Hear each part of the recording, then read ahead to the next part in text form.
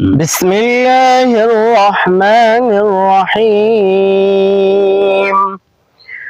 قل هو الله أحد الله الصمد لم يلد ولم يولد ولم يكن له كفوا أحد قل هو الله أحد হে নবী বলুন আমার প্রভু একক, তার কোনো শরীক নাই। আল্লাহ রাব্বুল আলামিন এখানে কুল হুয়াল্লাহু ওয়াহিদ বলতে পারতেন, যে আল্লাহ এক, তার কোনো শরীক নাই, কিন্তু এখানে ওয়াহিদ না বলে কুল হুয়াল্লাহু আহাদ বলেছেন। এর কারণ কি? যখন আপনি এক বলবেন তখন দ্বিতীয় বলার সুযোগ আছে। একটা ঘরের মধ্যে একজন মানুষ আছে, তার মানে কি দুইজন মানুষ থাকার অবকাশ রয়ে গেছে।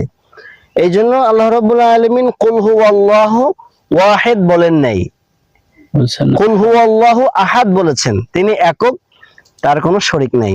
আল্লাহুস সামাদ, তিনি অমুখাপেক্ষী। আল্লাহ রাব্বুল আলামিনের পরিচয় জানার জন্য এই আয়াতটি যথেষ্ট ছিল। কুল হুয়াল্লাহু আহাদ আল্লাহুস সামাদ, তিনি অমুখাপেক্ষী, অর্থাৎ তিনি কোনো কিছুরই মুখাপেক্ষী না। যদি বলা হয় যে আল্লাহ রাব্বুল আলামিন আরশে আজিমে আছেন, আল্লাহ রাব্বুল আলামিন আরশে আজিমে আছেন, তার মানে কি আরশে আজিম যখন ছিল না তখন কি আল্লাহ রাব্বুল আলামিন ছিলেন না? অবশ্যই ছিলেন। তাহলে আরশে আজিমেরও আল্লাহ রাব্বুল আলামিন মুখাপেক্ষী নয়, ঠিক না? আল্লাহুস সামাদ। কিন্তু কাফেরেরা প্রশ্ন করতে থাকলো যে তাহলে আল্লাহ রাব্বুল আলামিন কিভাবে তৈরি হয়েছেন, ওনার বাবার নাম কি, ওনার মার নাম কি?